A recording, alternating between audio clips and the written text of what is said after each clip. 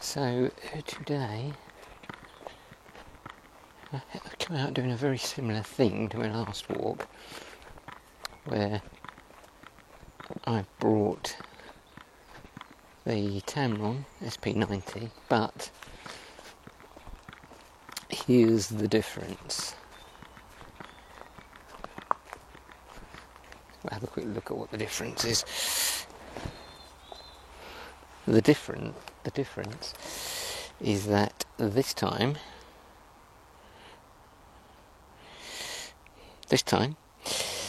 it's on the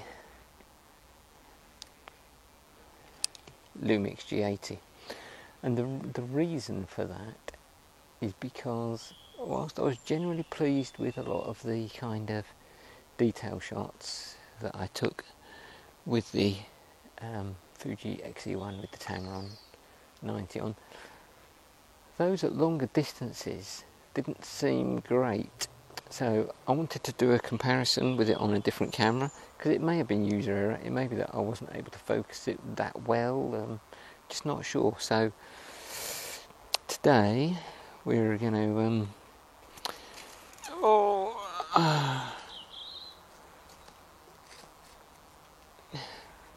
reenact one or two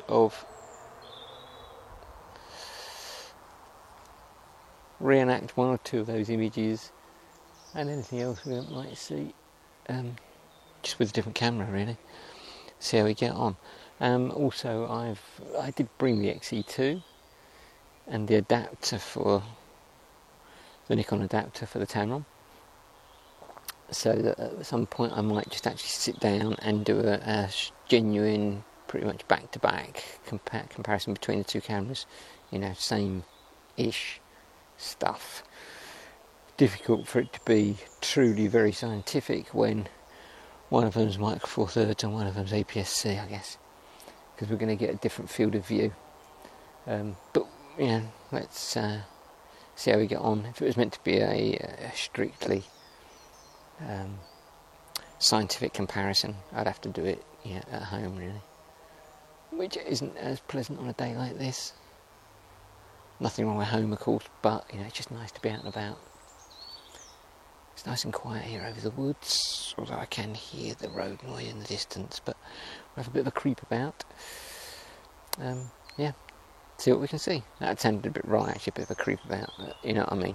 We'll take it quietly, so I'm not disturbing the wildlife any more than I need to, and you never know, might see some interesting wildlife. Let's see how we get on. So, stopped in the woods at Gentles Copse, and I'm going to try this idea of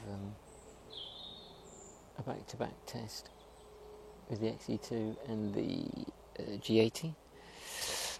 At the moment, as you can see, the G80 is sitting there with the Tamron mounted. So what we'll do is I'll sit here. There's some trees at various distances that are reasonably lit.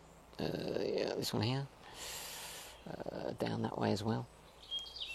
So we'll take a couple of pictures with each camera at various distances and with the lens variously stopped down, and compare the results, see what's what. So far I've found the G80 good to use with this lens, because it seems that I think just a better screen and stuff, it's easier to focus manual focus lenses on. But anyway, we'll see how we get on with the XE2 as well. First test with the G80.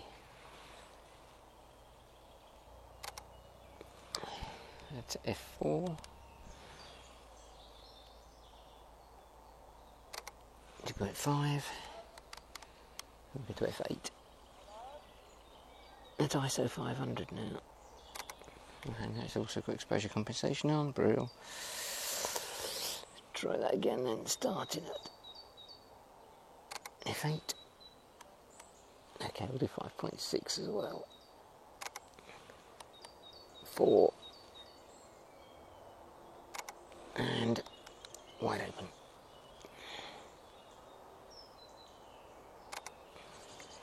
Okay, so that's the long tree, and now I'm going to do just the nearer tree as well.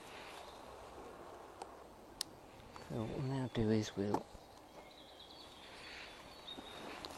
pop this lens on the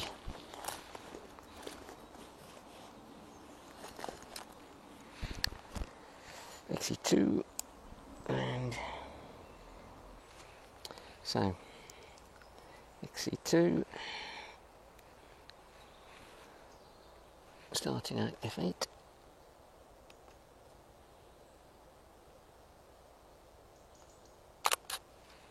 and 5.6,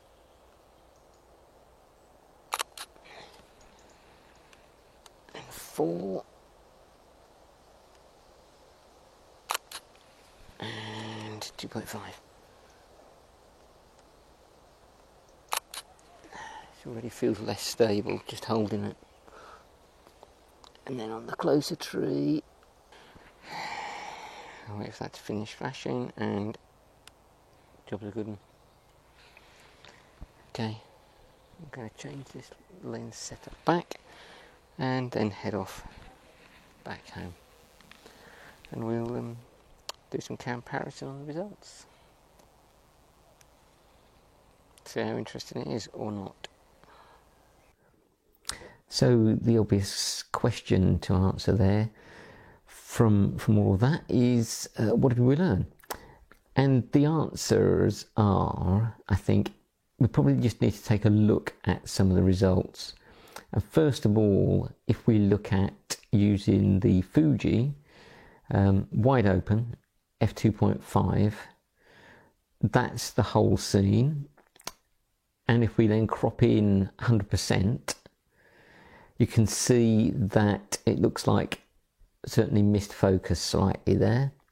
And that was shot at 1/350th of a second. So I'm pretty confident that's more likely to be missed focus than camera blur through me being very shaky. If we then take a look at f8, where we stop the lens down to f8, it's definitely a lot sharper.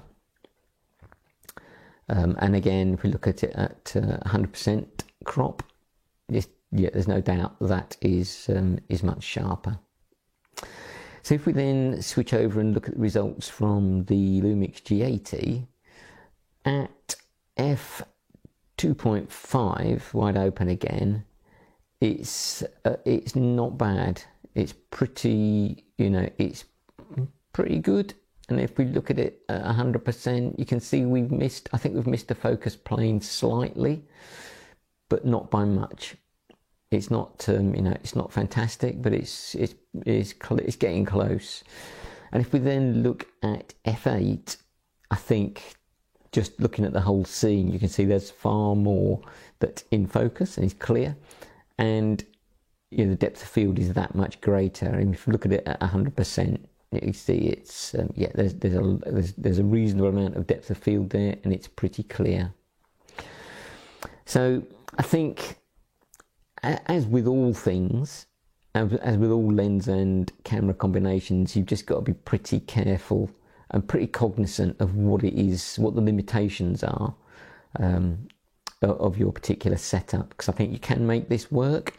I think, if I'd had a tripod, it would have been fine, and if I'd been able to nail the focus a bit better, it would have been fine. And equally, I'd probably be willing to shoot the Fuji at higher ISO than I'd be willing to shoot the Lumix, because I'm not a big fan of the Lumix once it gets to above ISO 800. I don't think the results are that brilliant, to be honest, above ISO 800. That's just my personal view. I think a couple of other things to be, to take note of with this combination is that this lens seems to be quite prone to chromatic aberration, particularly when it's wide open. When it's stopped down, it gets much better. But here's an example of purple fringing chromatic aberration. And if you look at the whole scene, this is a transformer, an electrical transformer on a pole in the woods, with the sun striking it. And if you look at the whole scene, you can pretty much see that on the bars of this transformer there is some purple fringing, and when you look at it 100%, it's very noticeable. You know, it is possible to get rid of this to a degree in post-processing, but obviously it's, you know, it's not ideal that it's there, and it does take some work to get rid of it. So that's something else to bear in mind with this camera and lens combination. And I guess it's, for me, the strongest point about this camera is its close-up ability. So, you know, here's a couple of examples, not extreme close-ups really, but I mean, we'll come on to that in another video looking at the macro capability, the true macro capability of the lens. But just in general close-up-ish work, it produces really nice, you know, really nice results. So yeah, there's some learning from that particular project.